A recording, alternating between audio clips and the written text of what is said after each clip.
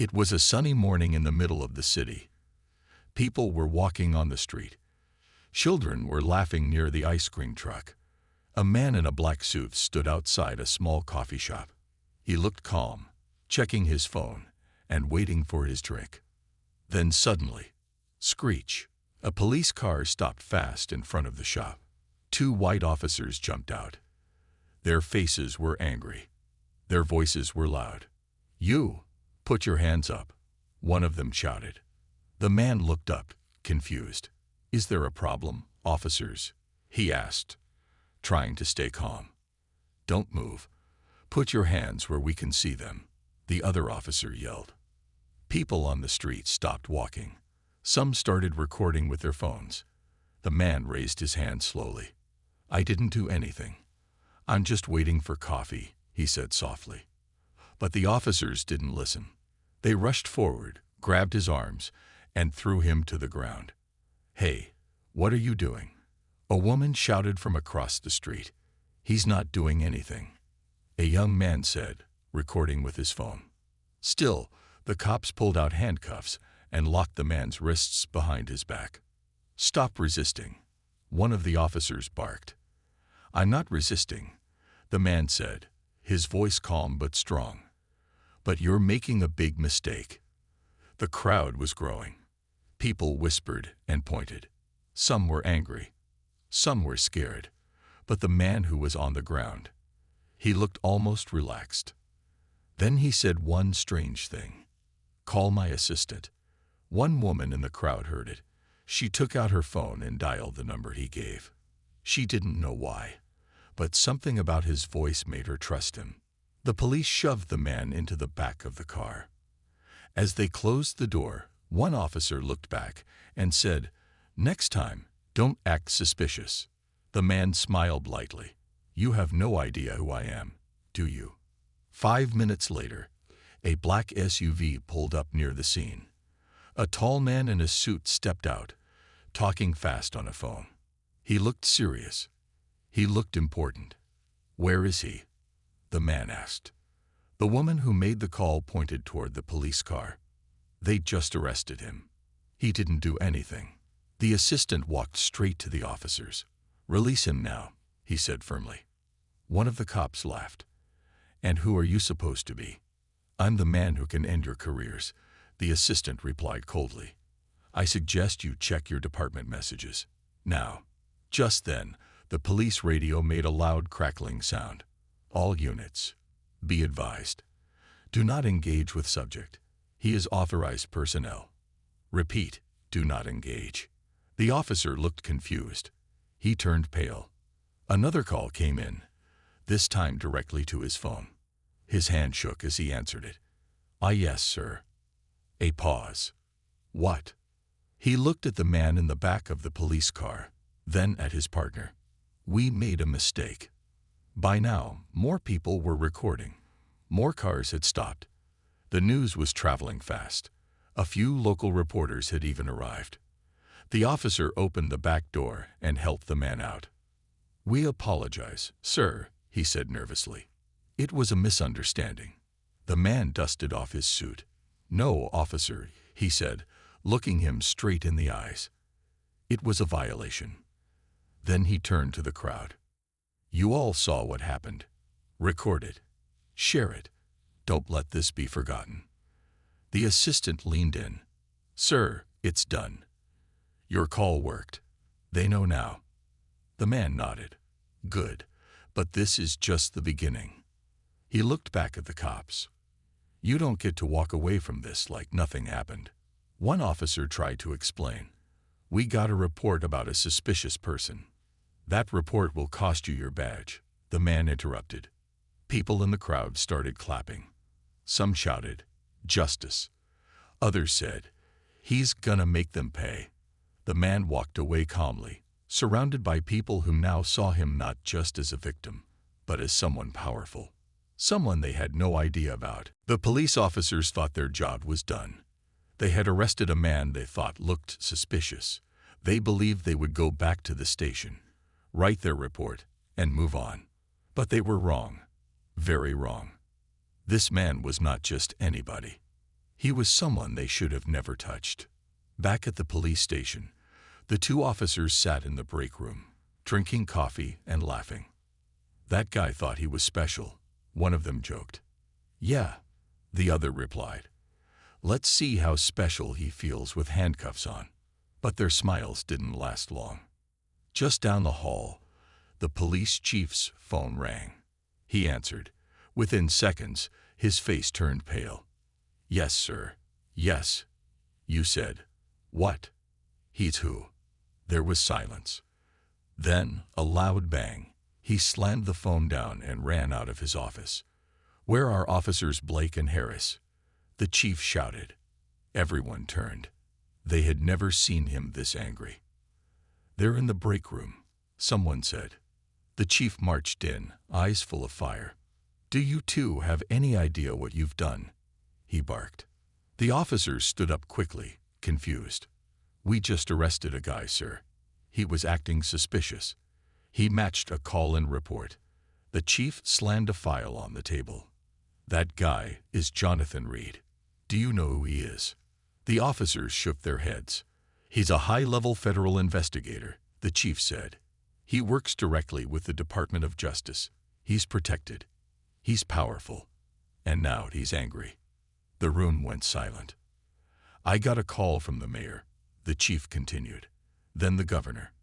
And guess what? They're all asking the same question. Why is Jonathan Reed in handcuffs?"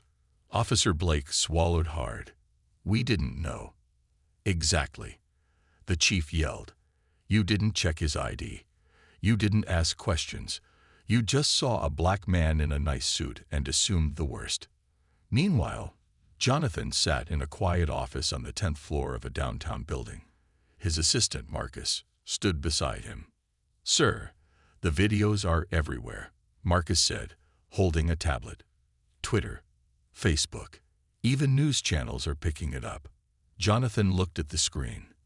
There he was, on the ground, in cuffs, surrounded by shocked faces. The caption read, "High-ranking government official arrested without cause." He sighed. They really thought they could get away with it. Marcus asked, "What now?" Jonathan stood up, straightened his jacket, and said, "Now we show them who I am." Back at the police station, phones were ringing nonstop. The public wanted answers. The media wanted statements. And the two officers, they just wanted to disappear. Later that day, an emergency meeting was held inside City Hall. Leaders from the police department, the mayor's office, and legal counsel all sat around a long table. Jonathan walked in, calm and confident. Everyone stood up. One officer tried to speak. "Mr. Reed, we deeply." Jonathan raised his hand. "Save it." He placed a flash drive on the table. "This has recordings from nearby cameras and microphones. You'll see and hear everything that happened." He looked at each person in the room, one by one. "I was calm. I was peaceful. I followed every law. And I was still treated like a criminal." The mayor leaned forward. "Mr. Reed, we understand this is a terrible mistake. We're ready to offer an apology." "I don't want an apology," Jonathan said firmly. "I want justice." Everyone went quiet. Back outside, the city was already buzzing. Protests were forming in front of the police station. Signs said, "He was innocent. Stop racial profiling. Who's really protected?" The people were angry, and they were watching closely. That night, Jonathan appeared on live television. He stood behind a podium with news cameras flashing. People watched from homes, phones, and sidewalks. "My name is Jonathan Reed," he began. "Today, I was handcuffed on the street without reason, without question, without respect." He paused. "But this isn't just about me. It's about every person who's been judged before being heard. It's about every man, woman, or child who's been told, 'You don't belong here.'" He continued, "The officers who arrested me are now under investigation. But this is not revenge. This is a call for change." The next morning, the police station didn't feel the same. It was quieter than usual. Officers spoke in low voices. No one laughed. No one joked. Something had changed. Everyone had seen the news. Everyone had seen Jonathan Reed's face on TV. And now they knew exactly who he was. Inside a small office in the back, Officer Blake sat with his head in his hands. "I think we're finished," he whispered to Officer Harris. "We didn't know," Harris replied, trying to stay calm. "It was a mistake." Blake looked up. "It doesn't matter now. He's got power. He's got video. And now, he's suing the whole department." Down the hallway, Chief Monroe was in his office, pacing back and forth. Papers were scattered across his desk. His phone kept buzzing. He picked it up again. "Yes, sir. Yes, we're working on it. No, I did not approve the arrest. Yes, I understand." He hung up and slammed his fist on the desk. "This is a nightmare," he muttered. Later that afternoon, a meeting was called. All the top officers were there. The city's legal team joined them. Some looked angry. Some looked scared. The chief stood at the front of the room. "As you all know," he said, "Mr. Jonathan Reed has filed a federal lawsuit. The video of the arrest has over 10 million views in less than 24 hours. He looked around. "And now, the public wants answers. The government wants answers. And so do I." He turned toward Blake and Harris. "You two are suspended until further notice. Hand over your badges and weapons. Now." The room fell silent. Blake opened his mouth. "But Chief." "No, but," Monroe said sharply. "You didn't follow protocol. You didn't check ID. You didn't ask questions. You just saw a black man in a suit and jumped to the wrong conclusion." As the two officers walked out, the whispers began. "They're really out now. What about the lawsuit? Is the whole department in trouble?" Some officers looked worried. Others felt guilty. Because deep down, they knew this wasn't the first time something like this had happened. Meanwhile, in a large glass building downtown, Jonathan Reed sat in a quiet office with his legal team. A lawyer opened a folder. "Mr. Reed, we're ready. The evidence is strong. The video, the body cam footage, the witness statements, they all match." Jonathan nodded slowly. "This isn't just about getting money," he said. "It's about changing the system." The lawyer smiled. "And we're going to do that, starting with those officers." Outside the office, crowds were growing. People stood with signs. "We stand with Jonathan. Justice now. End police abuse." Some reporters said it was the biggest public protest the city had seen in 5 years. And the noise wasn't stopping. Inside the police station, pressure was building. Reporters were calling nonstop. Protesters stood outside day and night. Officers had to sneak in through the back just to avoid cameras. And worse, more stories were coming out. A young woman spoke to the news about how she was wrongly searched last year. An older man shared how he was stopped for walking home late at night. One by one, people started to speak up. And now, the city had to listen. Mayor Thompson called for an emergency press conference. Standing at a podium, he faced a wall of reporters. "We are taking this situation very seriously," he said. "The arrest of Mr. Reed was unacceptable. We are launching a full investigation, and we promise there will be accountability." But the crowd wasn't happy. One reporter shouted, "Do you support the lawsuit?" Another yelled, "Why hasn't anyone been fired yet?" The mayor paused, then said, "The truth will come out in court." That night, inside a quiet courtroom office, Jonathan looked through papers. His assistant, Marcus, entered with a folder. "Sir, here's the list of complaints filed against those officers in the past 5 years." Jonathan flipped through it. His face grew serious. "There were 6 complaints," he said. 6, and nothing was done. He closed the folder. Not anymore. Cliffhanger. Outside the courthouse, someone handed Jonathan a brown envelope. Inside was a leaked document. He opened it and froze. It was a hidden internal report, one that showed the department knew about Officer Blake's history and had covered it up. Jonathan looked up. This changes everything. Jonathan Reed sat alone in his apartment that night. The brown envelope lay open on the table in front of him.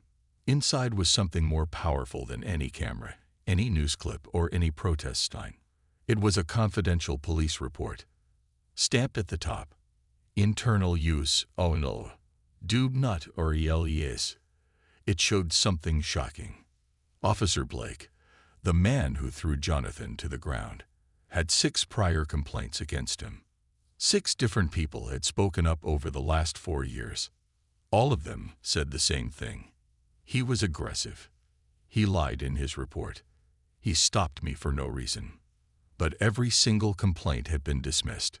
No investigation, no punishment, just silence.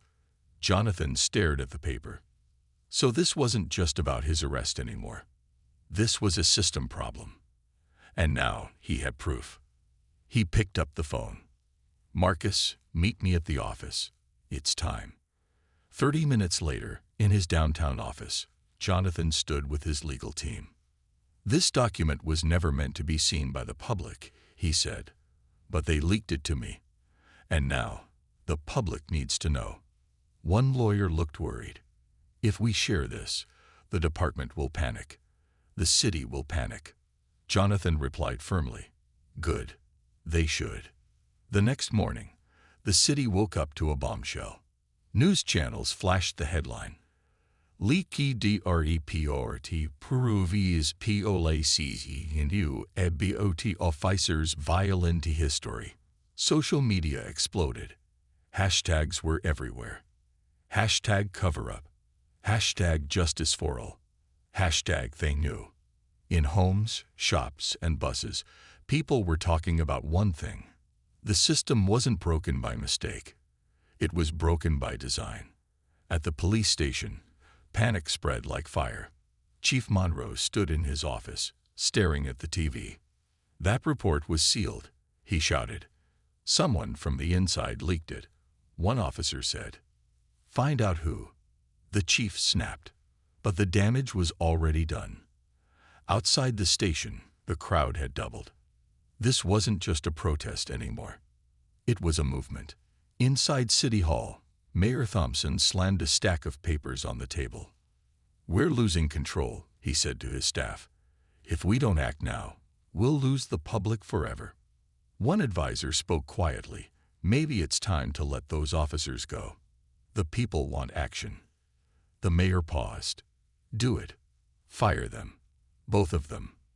That afternoon, a press release was sent to every news channel in the city. Officers Blake and Harris have been officially terminated. A full audit of past complaints is underway. But it wasn't enough. Because people wanted more than firings. They wanted answers. They wanted truth. And they wanted it from the top. Meanwhile, Jonathan prepared for his next move. He sat across from a news anchor in a quiet studio. Lights shining, cameras ready. Mr. Reed, the reporter began. What do you want to happen now? Jonathan looked straight into the camera. I want every person who was ignored to be heard, he said. I want every cover-up exposed. I want the system to stop hiding behind uniforms. The reporter nodded. Do you believe there are more hidden files? Jonathan replied. I know there are. That night, the video aired. Millions watched. Some cried. Some cheered. And hundreds more came forward. In the next 3 days, dozens of people filed official statements. Old complaints were reopened. Lawsuits were prepared. The city, once quiet, was now full of voices that refused to stay silent. Inside the police station, fear was growing. Officers who once felt untouchable now felt watched. Even senior officers whispered in corners, what if they find my file?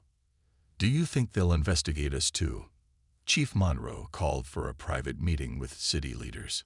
This isn't just about Reed anymore, he said. This is turning into a citywide storm. The mayor agreed. We need a full cleanup, and we need to show the people we're serious.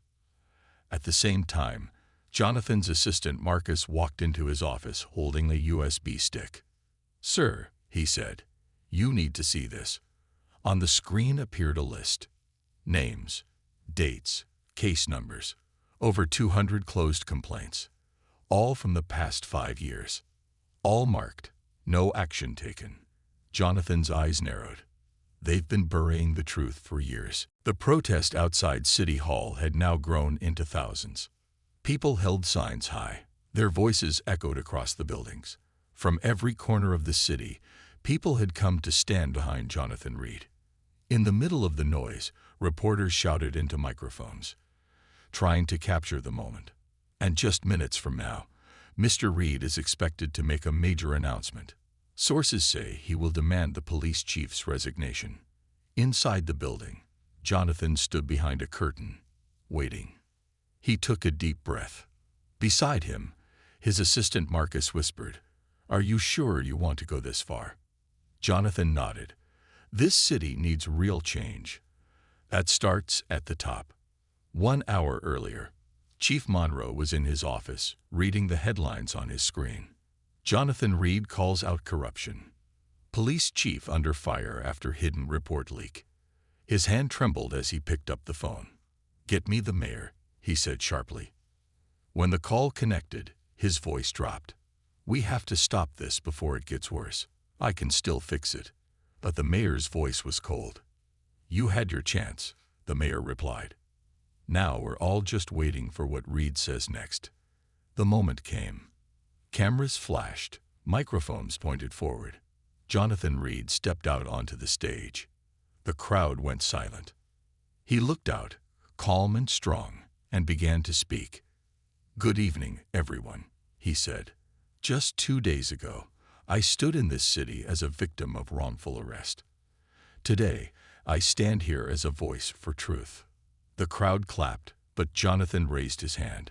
"There's something deeper happening in our city. It's not just about one arrest. It's about a system that protects bad officers and punishes the innocent." He held up a paper. "This is a document that proves the chief of police knew about Officer Blake's past." Gasps rippled through the crowd. Jonathan continued. "He knew." And he stayed silent. Reporters shouted questions, but Jonathan raised his voice. "So today, I am demanding that Chief Monroe resign immediately, not just for what happened to me, but for what he allowed to happen to others." The crowd erupted in cheers. Some people cried.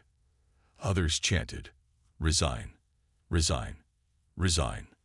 Back inside the police station, Chief Monroe watched the live broadcast. His hands shook. Phones rang nonstop. An officer opened the door and said quietly, "Sir, the governor's office is on the line." Again. Monroe didn't answer. He simply stared at the screen, where his name was now written in bold red letters. Breaking.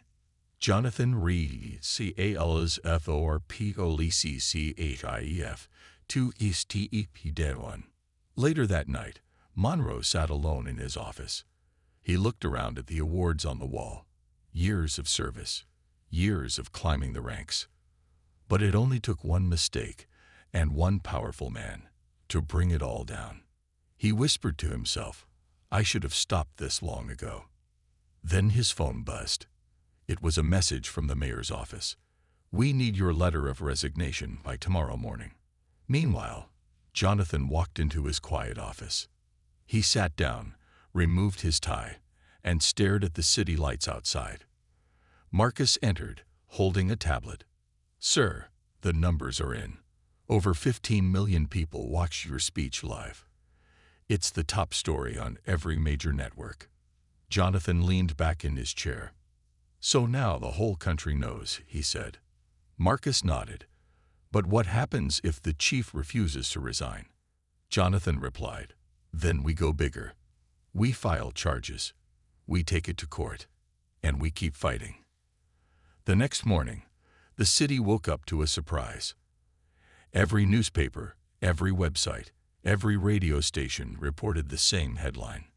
CHIEF Monroe resignes FOLODOing publici pressure and EVIDNC leak. The chief's letter was short. I failed to act when I should have. I accept responsibility for my silence. I am stepping down, effective immediately. People cheered across the city. Some honked their car horns. Others cried with relief. It was a victory, but it wasn't the end. That evening, a group of young students visited Jonathan's office. They brought a gift, a small statue of Lady Justice, blindfolded, holding scales. One girl said, "You made us believe again. You made us feel seen." Jonathan smiled, his voice soft. "This is for all of you. I just spoke the truth." Jonathan Reed sat at his desk, holding his phone tightly. The email on the screen was short, but heavy. Subject: URGNT. More leaked files inside the department. Message: they covered up more than just Blake. The real problem goes deeper. Much deeper. There was an attachment. A folder filled with files, all labeled with names and dates. Jonathan clicked one open. It was a complaint from 5 years ago. A young man had written that he was beaten during a traffic stop.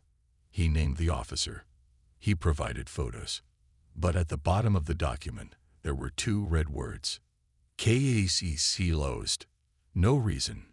No action. Just silence. Jonathan opened the next file. Then another.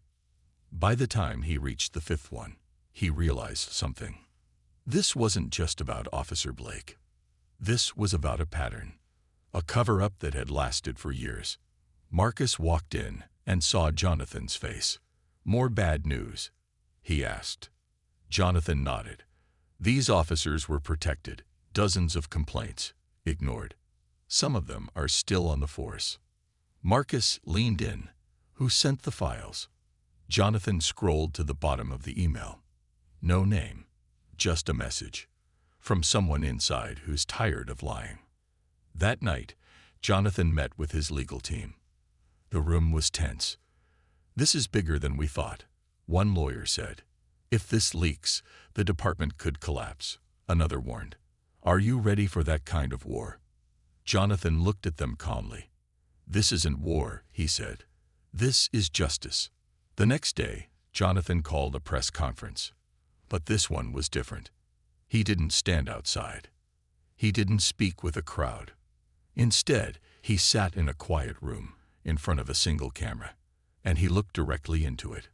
"I've received new documents," he began. "They prove that my arrest was not a mistake. It was a symptom of a broken system that protects bad officers and silences the truth." He held up a folder. In the last 10 years, over 120 complaints were buried. Some of those officers were promoted, others were awarded, and many of them hurt people. He paused. "I am giving the city 48 hours to respond. If no action is taken, I will release every document I have, publicly." The video spread fast. News channels played clips. Social media exploded again. Hashtag Blue All Broken. Hashtag 120 voices. Hashtag Justice is coming. People were shocked. Some were angry, but most were ready for answers. Inside the police department, chaos began. A group of officers stormed into the Internal Affairs office. "You lie to us," one said. "You said those complaints were false."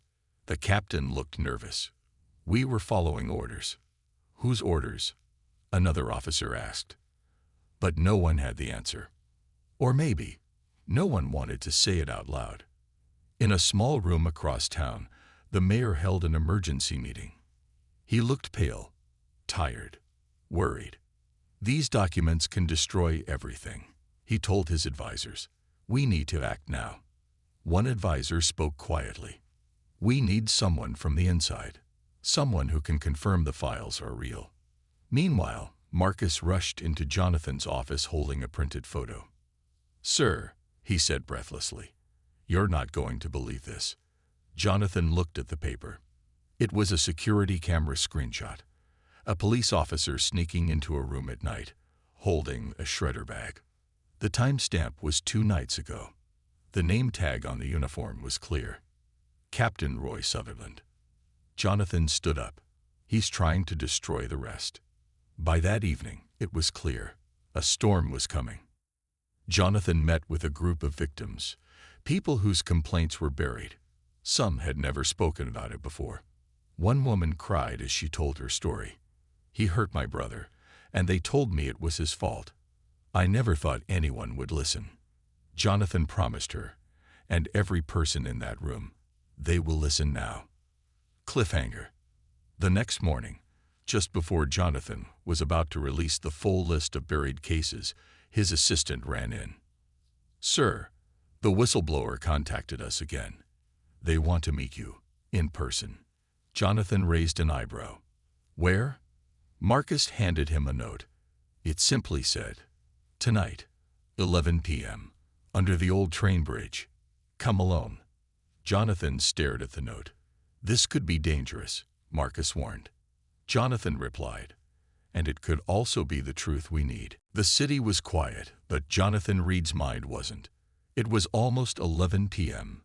He drove through dark, empty streets, heading toward the old train bridge. The note in his pocket still felt heavy.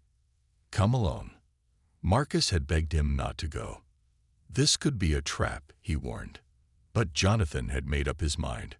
If this is the person who leaked the files, he said, then they'd hold the key to everything. The bridge stood silent, rusty, and forgotten. Jonathan parked his car and stepped out slowly, flashlight in hand. The wind blew hard. A dog barked in the distance. Then, from the shadows, a voice came. "You really came." Jonathan turned fast. A figure stepped out from behind a concrete pillar. It was a woman, tall, calm, and wearing a gray hoodie. Jonathan narrowed his eyes. "Who are you?" She pulled down her hood. "I'm Detective Carla Banks. Internal Affairs." Jonathan's heart skipped. "I've heard your name," he said. "You disappeared from the department 2 years ago." She nodded. "I was forced out. I started investigating certain officers, and they made sure I couldn't continue." Jonathan asked, "Why contact me now?" Carla looked at him seriously. "Because I saw what you did. You have the voice. I have the rest of the truth." She handed him a flash drive. "What's on this?" he asked. Her answer was clear. Everything. The next morning, Jonathan and his legal team opened the files. What they found stunned them. There were videos, reports, secret memos, and emails, all showing that high-ranking officers had been covering up misconduct for over a decade. Some officers had even received bonuses and promotions for keeping complaints buried. One document showed how they pressured victims to withdraw statements. Another showed how they erased body cam footage. This is a criminal operation," one lawyer whispered. Jonathan stood silent, staring at the screen. It was worse than anyone had imagined. That afternoon, Jonathan made a decision. He called the state attorney's office, and then the Department of Justice. "It's time," he said. "I have everything you need." News broke the next morning. Federal investigation into city police department. Every major news channel played the story. Footage of Jonathan's past arrest played alongside headlines like, "From victim to whistleblower. Jonathan Reed leads truth movement. Corruption files shake entire department." The mayor held a press conference. "This is a painful day," he began. "But it's also necessary. We must rebuild from truth."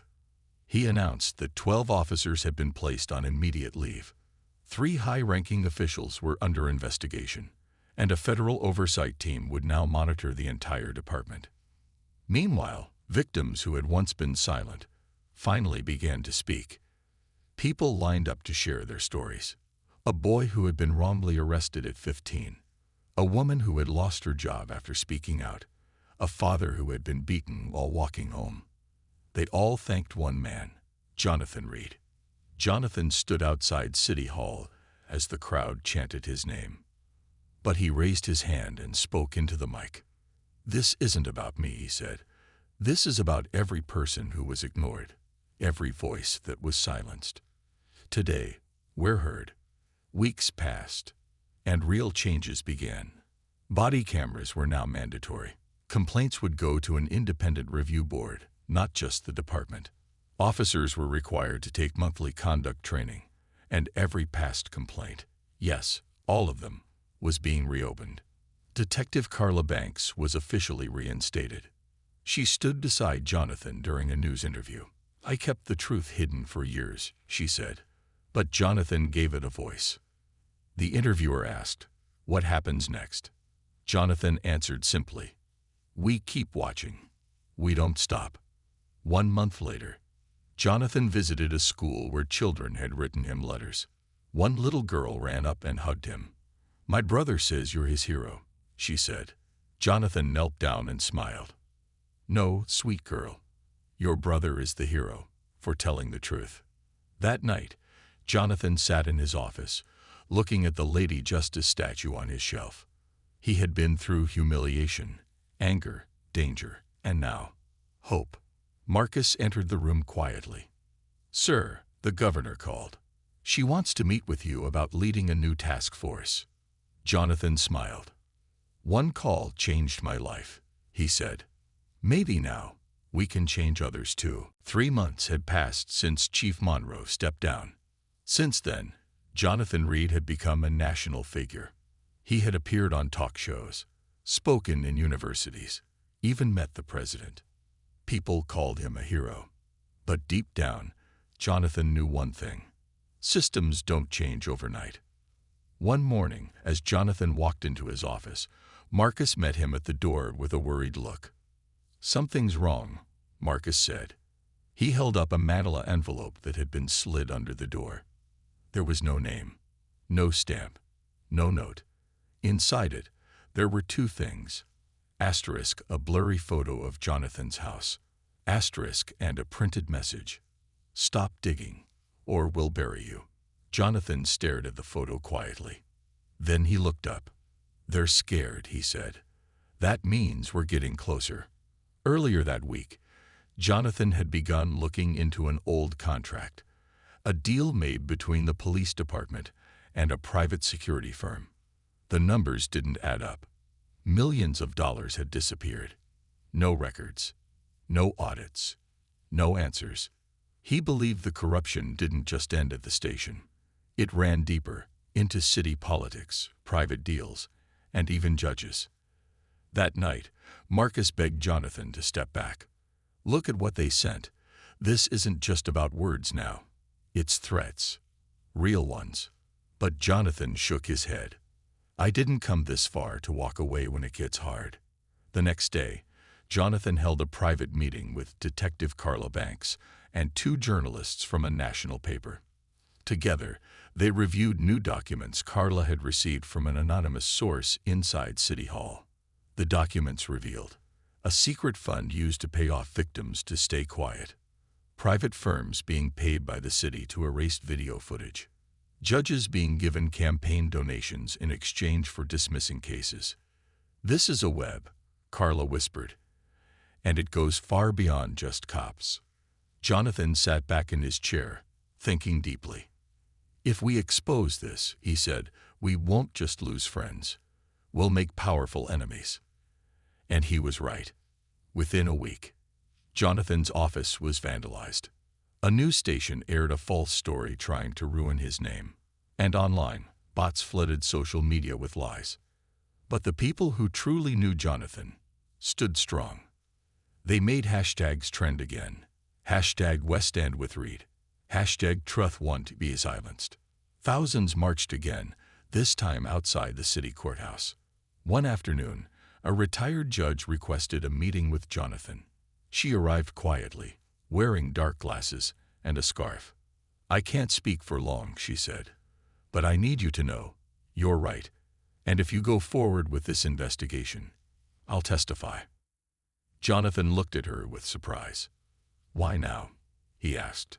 She said, with tears in her eyes, "Because I watched too many good people suffer, and I'm done being afraid."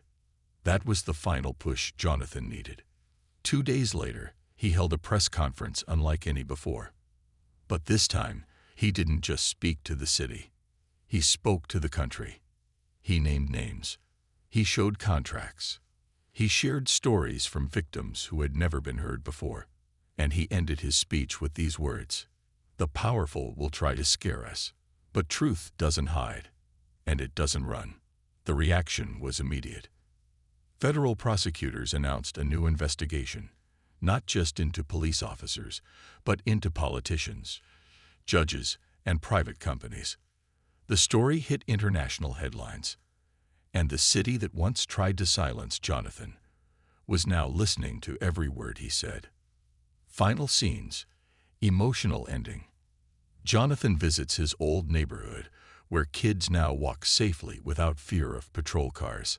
A street mural of Jonathan and Carla Banks is painted near City Hall with the words, "Truth has no badge, but it has power." One little boy asks Jonathan, "Will the bad people come back?" Jonathan kneels and replies, "Maybe, but now they know we're not afraid of them anymore." Fade out. The story ends, not with peace, but with purpose. Because justice isn't one fight, it's a journey.